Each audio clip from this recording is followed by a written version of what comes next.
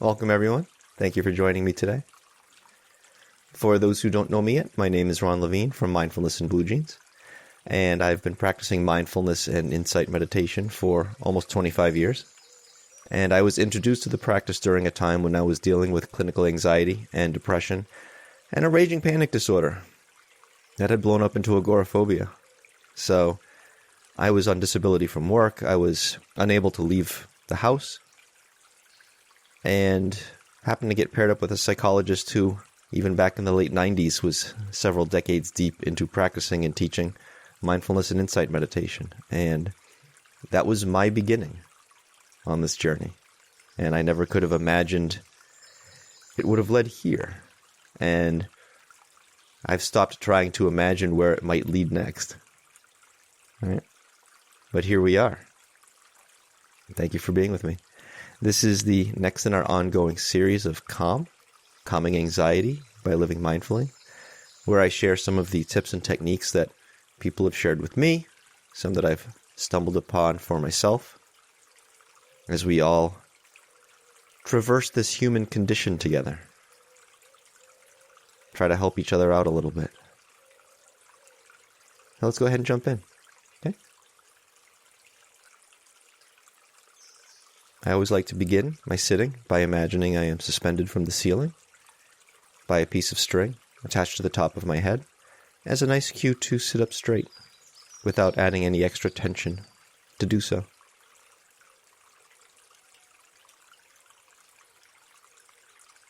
If there is some tension here, that's completely fine. Tension is going to happen sometimes. Now, very often our first instinct is to try to get rid of tension when we notice it, and usually the way we try to do that is to force it away. Which means we're bringing more tension to the tension that's already here in an attempt to get rid of tension. Doesn't make a lot of sense when you put it that way.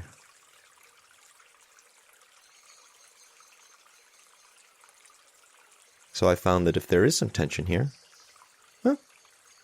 there's some tension here. Okay. That's what's here.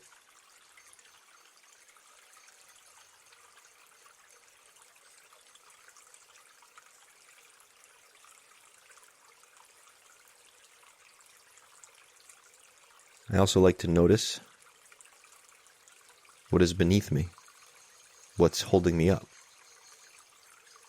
A chair, cushion, floor. Something is supporting me. And I can allow it to do so.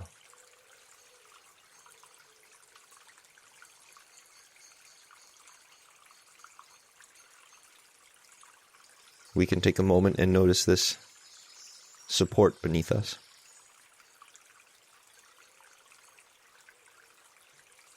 And this gentle lift from being suspended from the ceiling above us. And we can notice whatever we have brought with us today that is in between the two. However it is.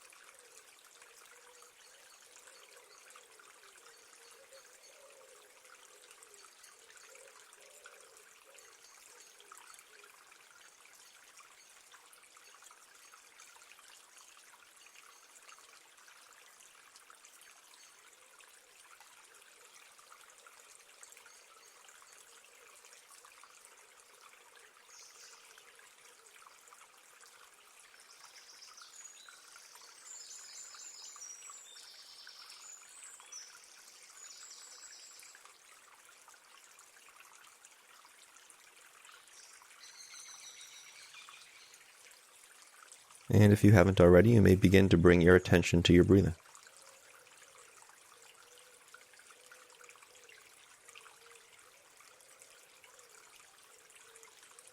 You may notice when bringing attention to your breathing, the breathing changes.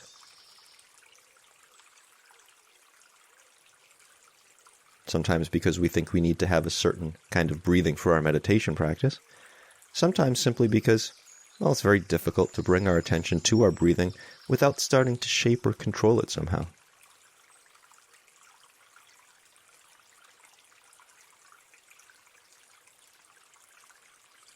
Now, we can shape and control it.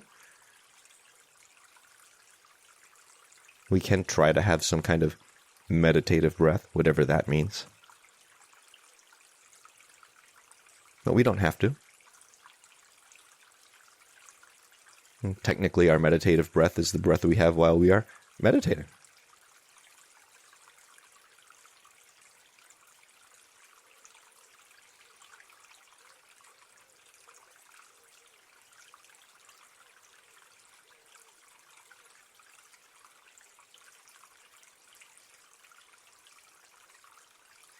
What matters most is that we are noticing it however it is.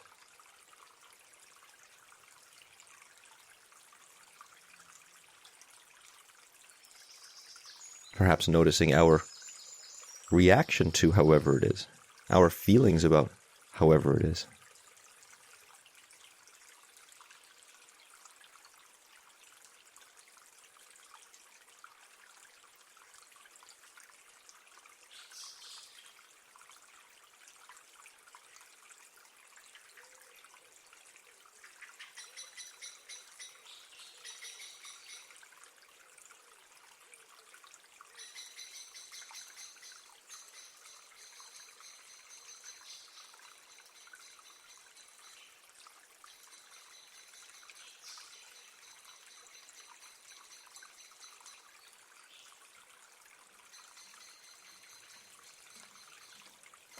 And last week we were talking about the value of gathering data.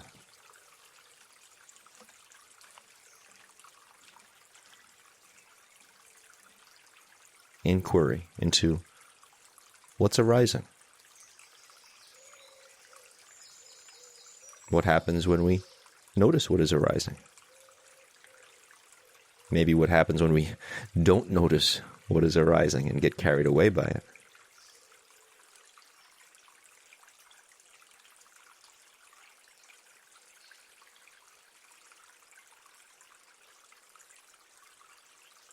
This is why we spend a lot of time focusing our attention on the breathing.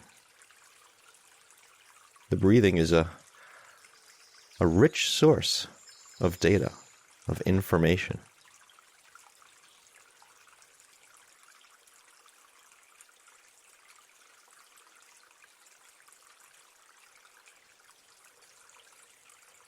When something arises in the mind,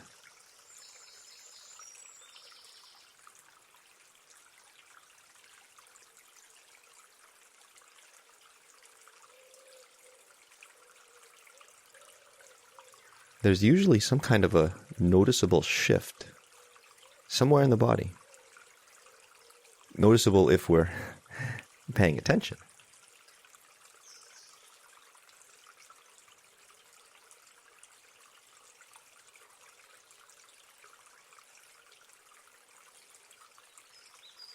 But how's that happen?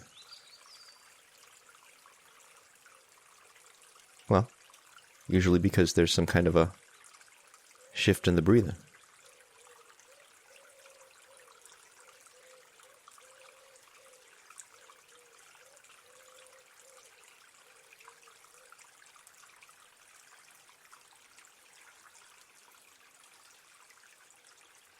And how are we going to notice if there's some kind of a physical shift?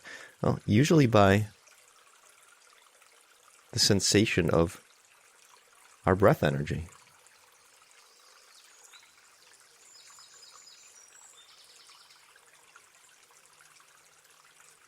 Something I've been working with myself a lot lately is noticing when I'm tensing or clenching my stomach. Very often I'm doing that and I don't even realize it. not paying attention, right? So that's something I've started inquiring about. Every so often I check in. Am I tensed up? Am I clenching? And just notice. And how do I notice? Well, I notice by seeing how comfortable the breath is in that area. If the breath is even reaching that area. Is it meeting resistance?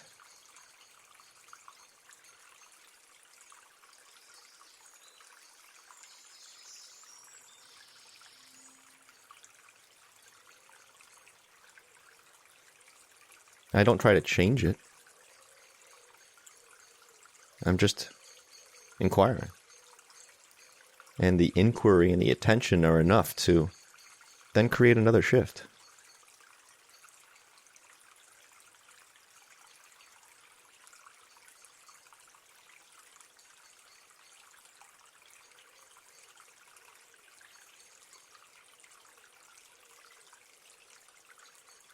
And how do I perceive that shift? Well, through the breath energy.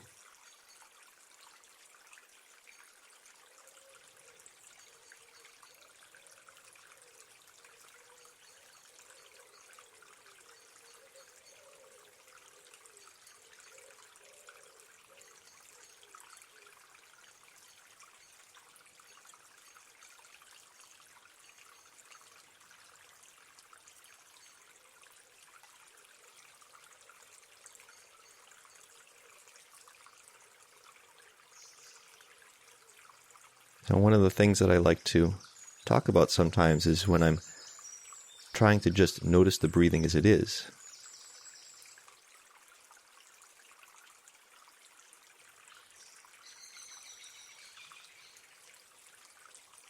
Trying to keep the shaping and the controlling to a minimum. I think of it as outsourcing the breathing. Outsourcing it to the body. The body knows how to breathe.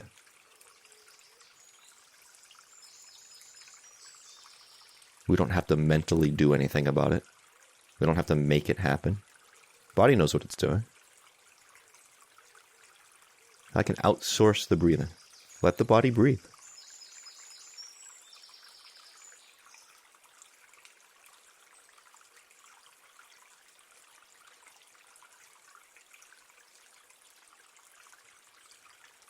And then see what information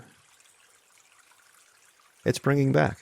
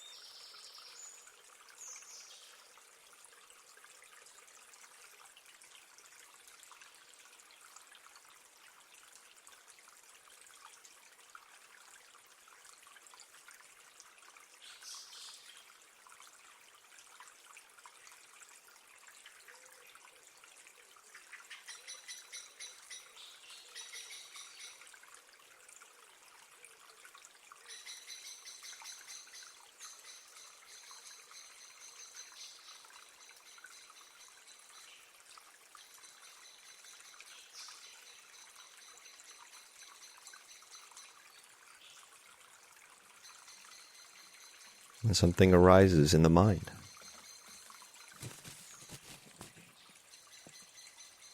Which happens all the time. When something arises in the mind.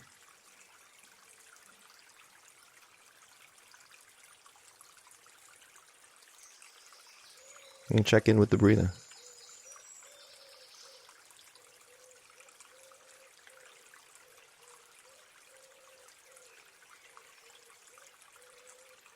Check in with the information about the bodily senses, sensations.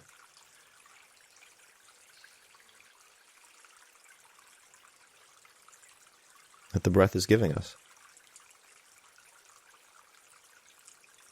The breath is our informant. Here's what's going on.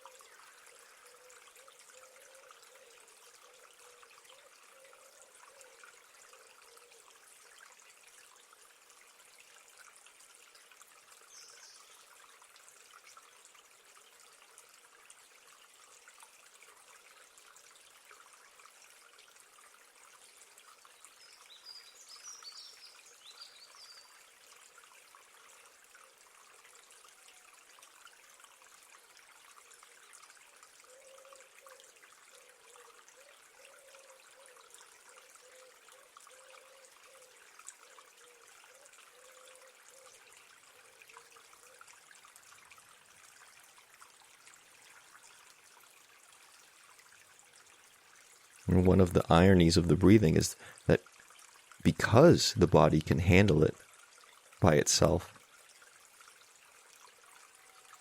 we can actually ignore it.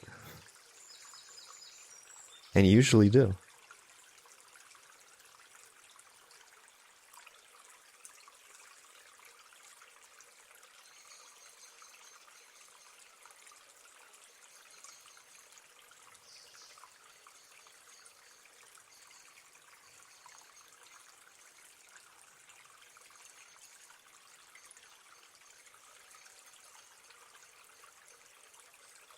But we're missing a lot of critical information when we do that.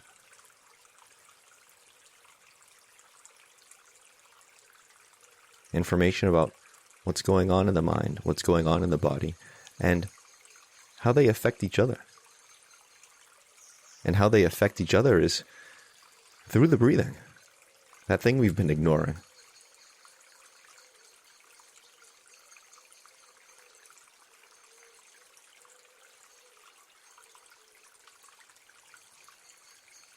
So if we want to make a change, that's a pretty good place to start.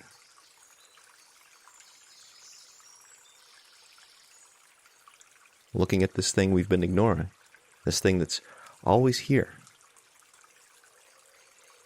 this thing that's holding everything together, communicating with every cell in the body.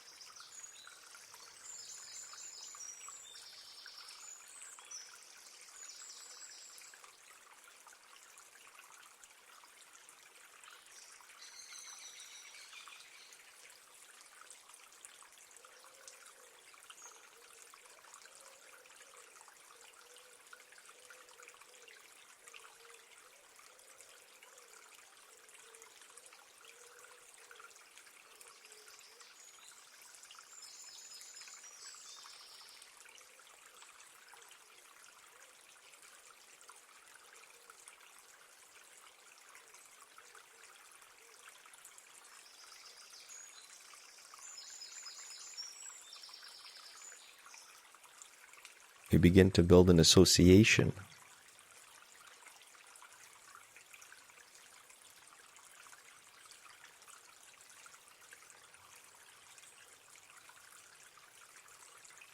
with things coming up in the mind, things coming up in the body, and the noticing of the breathing. How it's affected by each of them, how it affects each of them.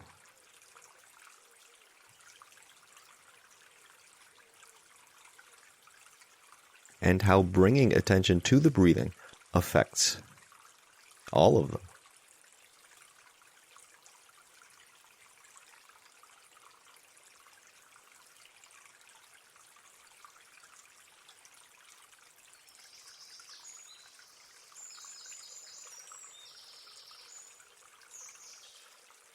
We have a say in this process.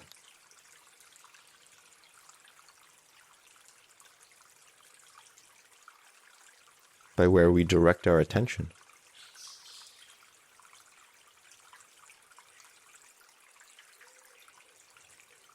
The process is not happening to us.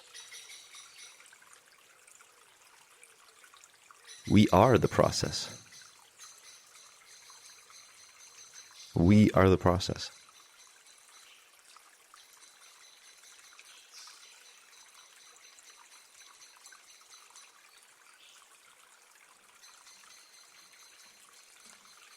So, changing the process is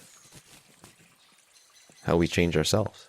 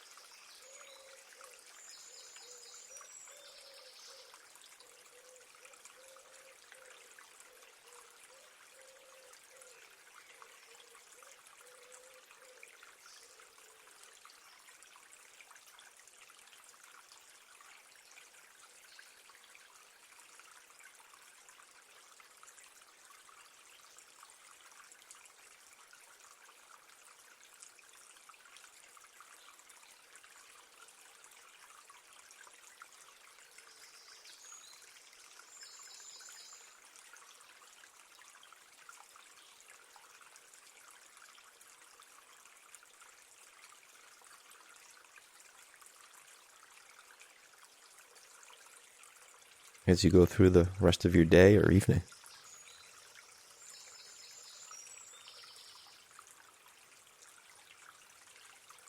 When things come up, in the body, in the mind,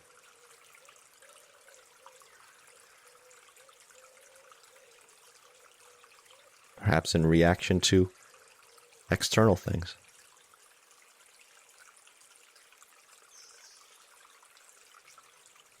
Remember that rich source of information that is binding everything together.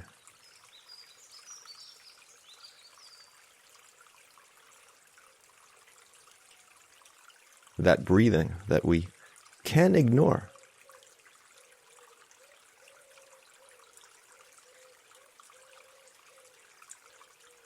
But do not have to. And instead can use to our advantage.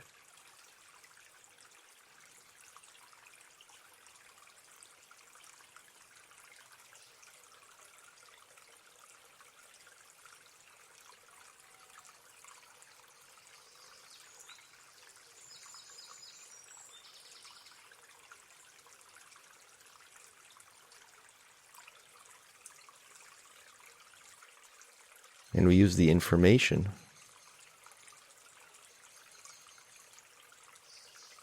from the breathing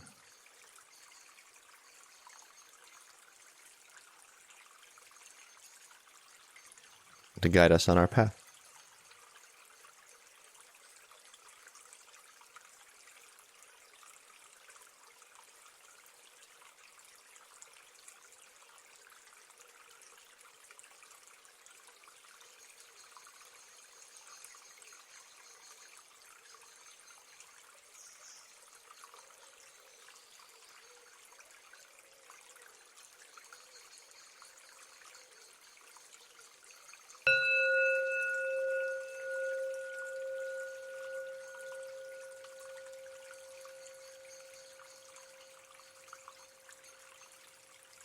Thank you, everyone. I'll hang on for a few moments if anyone would like to share anything in the chat. From Ren, this seems so simple yet so hard. As I often say, as many of us often say, this is a simple practice, not an easy practice. And part of what makes it not easy is how simple it is. Some of the information that we can receive in this practice is how difficult it is to simply sit with something simple. We're so accustomed to receiving so much external information all the time. And in fact, we've become so accustomed to it that when the times do come that we have nothing to occupy us for a few minutes, what do? We reach for the phone, go to the computer, or turn on the TV, or social media, or, what have you. We can't even stop for a minute or two. And that's not sustainable. We're not supposed to be going 100 miles an hour. We've got a global audience here, so kilometers, you can substitute whatever you want for miles. We're not supposed to be going 100 miles an hour all the time. That's just not sustainable. One of the questions that I get sometimes, or one of the feedback I get sometimes from people is they say, I can't sit. I can't sit and meditate. I can't do. As soon as I sit down, I'm thinking about all the stuff. I got to go clean the bathroom. I got to go take care of this. I got to run that errand. And there's this feeling of I could be doing something more productive. I can't sit here for 15 or 20 minutes. I got shit to do, right? I could be doing something more productive. And what I almost always end up saying back is, that stuff's going to get done. You're going to get the stuff done. But if you can't sit with yourself for 15 minutes, if you can't just sit with yourself for 15 minutes without going out of your mind, that's a big red flag. That's a big red flag. That's something we want to see. We want to know that. And I can't think of anything that we could do that would be more productive in the long run than sitting down and seeing, oh, holy shit, I can't even sit with myself for 15 minutes. This could use some attention. This could use some attention. Bathroom's going to get cleaned. But let's check out why I can't sit with myself for 15 minutes without going stir crazy. Because that's not sustainable. We're just not built that way. Nothing's built that way. No appliance, no car, none of these things are going to operate. Why do we think we're going to? Right? No computer, no phone, nothing is going to run at full speed endlessly. And yet somehow we think, I will. Well, how's that working out for you? Oh, not great. Okay. Well, let's look into that. So I found that this practice is not hard in spite of being simple. I think it's hard because it's simple. And one of the hardest things is to keep it that simple. Very challenging, but also very rewarding. So, yes, it is simple and it's hard. I fully concur. Hey, Laura. When I try to observe my breath, it seems difficult to not try to alter it. Damn sure. And that's part of the information that we receive in this practice, is we begin to notice to more and more subtle degrees where we are exerting some kind of attempt at control, some kind of tension. So most of what I teach comes from Theravada Buddhism, which refers to the teachings of the historical Buddha as best we know them over the past 2,500 years. And the Buddha only taught one thing, which was how do we alleviate our own suffering. And often when we think of suffering, we think of just like, oh my God, this is the worst thing ever. And that's not what he meant by suffering. I mean, it includes that. But stress is a form of suffering. Just everyday stress. And a lot of the stress that we put on ourselves is this attempt to try to control everything, right? We're humans. We don't like uncertainty. So we want to feel like we've got control over things. We're not going to get surprised. We're not going to have the rug pulled out from under us. We want to have all our bases covered. So there are these attempts to exert control that we've become so habituated to, we don't even notice it's happening anymore. And one of the places where we can notice this is right in the breathing. So I've been practicing for decades now with observing my breathing without deliberately shaping or controlling it. Does that mean I'm not shaping or controlling it at all? No. There were maybe some times early on where I felt like that was the case. But then as I continue to practice, I start to sharpen my skills of observation and discernment. And I start to notice, oh wait, there's still some subtle levels of controlling here. And that's not a problem. That's not something I then have to stop, because what am I doing then? I'm trying to control the controlling. Classic trap. Again, it's like bringing tension to tension in an attempt to get rid of tension. It's a vicious cycle. It's a catch-22. Total trap. Total trap. We're just here to notice it. We're here to see it. And again, this is part of the simplicity that makes it so hard, is that as soon as we notice something like that, well, we want to change it. We want to interfere. We want to do something. We want to control. But we don't have to add that complexity of control to it. We can keep it just that simple of, okay, oh no, I'm seeing this. And there it is. That's what it's like. Here's my reaction to it. Here's my desire to control it. Here's my desire to change it. And here's what that's like. And we just keep doing that. And we keep it just that simple. And we see what happens. And we find in time, or at least I have found in time, that that's enough. That's enough. That's this process of clear seeing. And when we see this stuff clearly enough, again and again, and it starts to really seep into our subconscious, into our felt sense, the shifts just start to happen on their own. It's not an intellectual process. We're not telling ourselves to do something or not do something. The changes don't happen at that level. The changes happen at the felt level. But we can't directly get in there to make the changes happen. We just have to continue seeing. And be patient, basically. Like, just look again and again and again and again. It'll sink in. It'll sink in. And then one day, the change just kind of happens. Sometimes it's immediate. Sometimes we just look back and say, oh, wow, there's been a shift, But we don't feel like we've really done anything.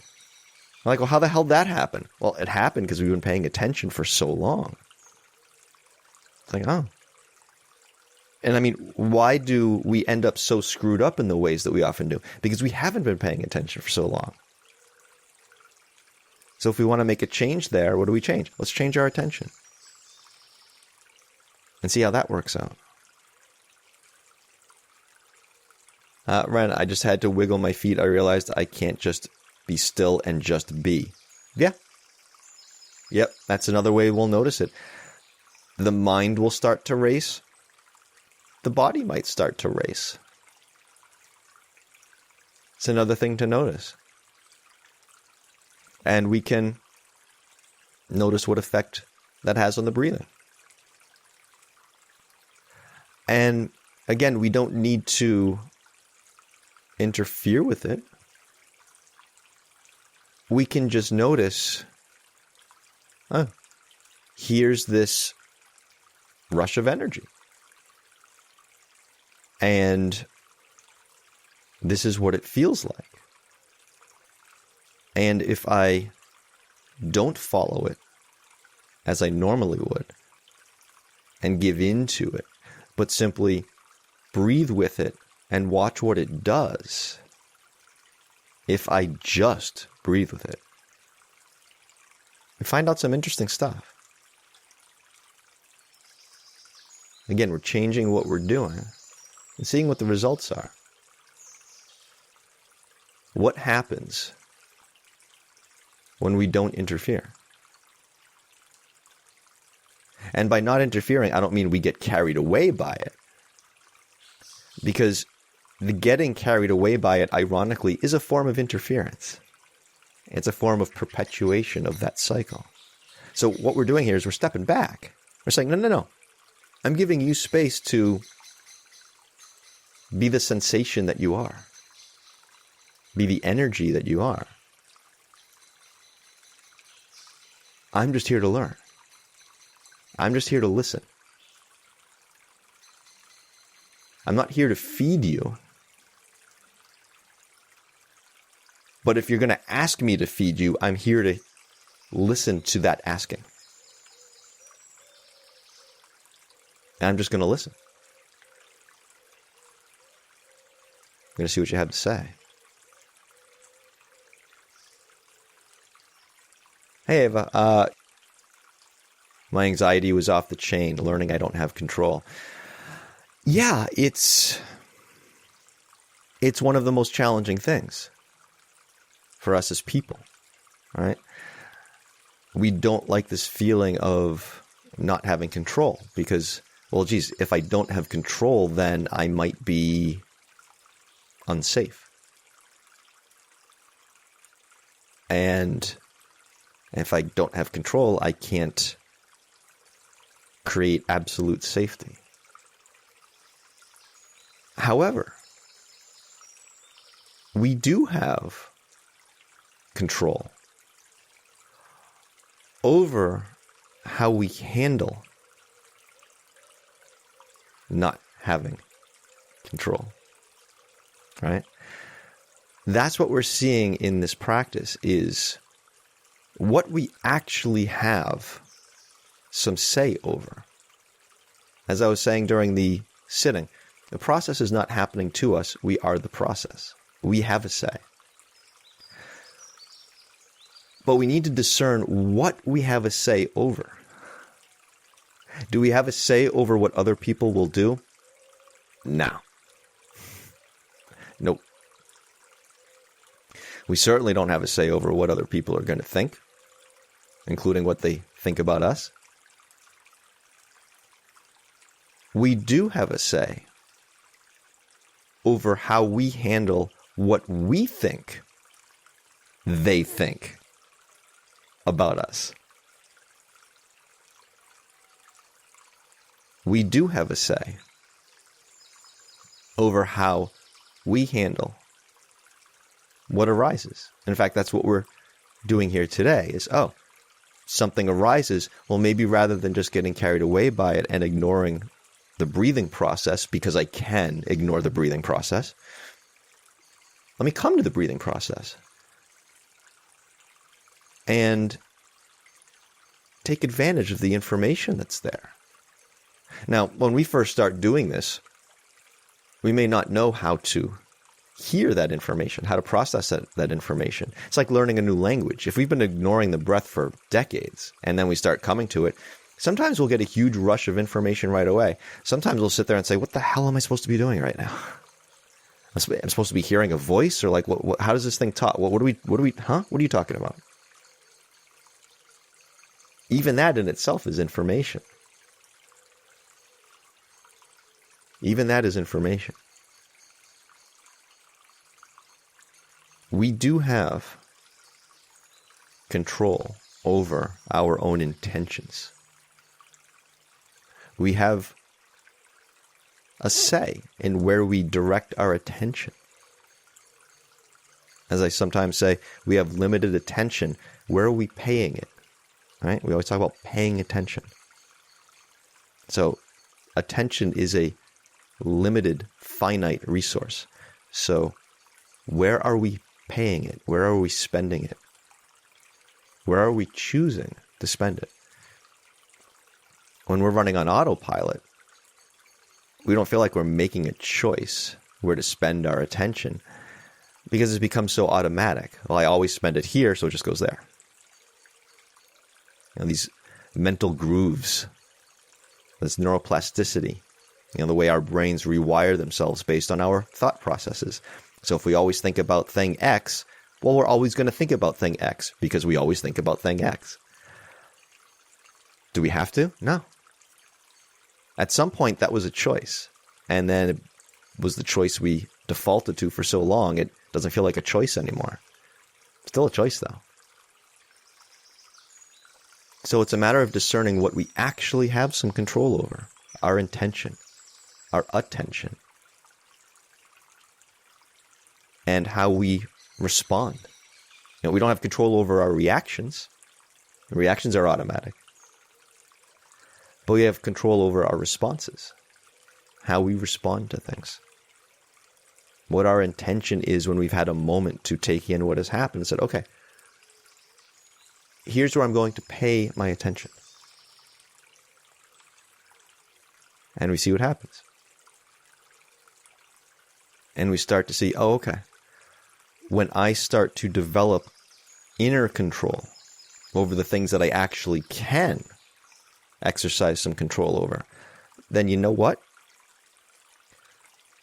It doesn't start to matter quite as much that I don't have control over all of these external things. Because I've built a solid foundation inside that I can rely upon, that can withstand the external chaos that's going to happen, the stuff that I can't control. That's the idea here. We're building an inner endurance, an inner strength that can withstand the other shit that we don't have a say about.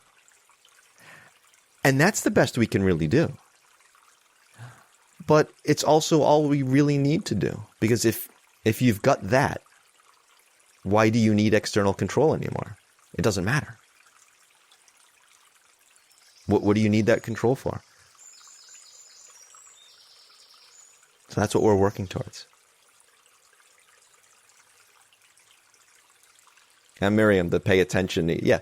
It's the way I like to think of it. I'm glad that resonated. Yeah, I think of it. I'm spending attention, like spending money. It's like you're going into a store. Where am I spending my money? I don't have unlimited funds.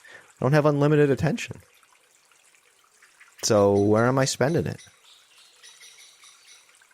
I got to spend wisely. I got to spend in such a way that it's a good investment. How's this going to continue to pay off? Right? We want to invest in a strong foundation to build upon, right? Michelle, yeah, the Control Freak series. Yeah, glad you like that. Yeah, this is one of my earlier stuff, is the Control Freak series, a 3-part series that if anyone hasn't checked that out yet, you can find that on here. It's Calming Your Inner Control Freak. And then the second part is Stop Poking the Bear. And the last part is The Limits of Control. So that's some of my earlier stuff on here. You can find those out here. Chris, stop poking the bear, but I like to poke the bear. Well, that's just it, isn't it? And in fact, in that session, I talk about why. Because that's the thing. Anything that we do because we want to. We think we're going to get something out of it. This is why we think about things that are uncomfortable, that we don't want to happen over and over again. Because we think we're going to somehow get some safety out of that. We're going to be prepared. We're going to be ready, right? So we just keep ruminating on this crap over and over again. So we think we're getting something out of it that's worth at least the energy we're putting into it. Again, spending attention thinking we're going to get a return. But are we really getting that return? Not in my experience. We're just making ourselves miserable. So is that a good investment? No. But we still do it. And what's our motivation for doing it? Why are we doing it?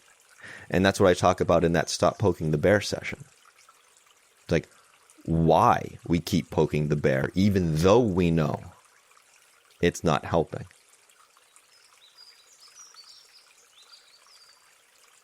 Again, Chris, it's not at all easy for me to control my attention. No, it's not. It's not. That's why this is a practice. And part of the reason that we're not very good at it is because we historically haven't practiced it. So no, we're not very good at it. And that's why we do this practice. And that's why overwhelmingly this practice is a process of just coming back again and again and again. We're training the mind. We're training the mind. And the mind will resist because it's not accustomed to it. But in time, I found that the mind does start to like these moments of respite from all of the overactivity, the overstimulation. And it starts to become a little less of a fight. And the mind is like, well, geez, why aren't we doing this more often? But it has to sink in a little bit first. Like any change. Hey, Kai. Great to see you again. Guitar took my concentration. Yeah, it'll happen. I've played a bunch of instruments in my life, and yeah, when the inspiration is there, when you're in that zone, yeah, sometimes you just got to go with it. That can be a meditation all its own, right? Laura has a good one here. Worry is interest paid on a loan that may not be due. Yeah, that's a nice one. One of my favorite quotes, it's, I'm not sure who originally said it, but one of my favorite quotes is, I'm going to butcher it, of course, but something along the lines of, I've had some horrible things in my life, some of which have even happened. Hey, Carrot. Was it Mark Twain? Yeah, Chris, that's what I wanted. I that's what I thought was Mark Twain. Yeah. That's the one that I've heard, most commonly attributed was Mark Twain. Yeah. I always butcher the quote, but that's basically along the lines of it. I do need to wrap up here. Remember to check in with your source of information today. When something arises, check in and see. Where's there a shift? Where's there a change? Where am I spending my attention? And what do I actually have some control over? Or can I build my foundation? Thank you so much, everybody. It's great to see you. Hope to see you again soon. Cheers.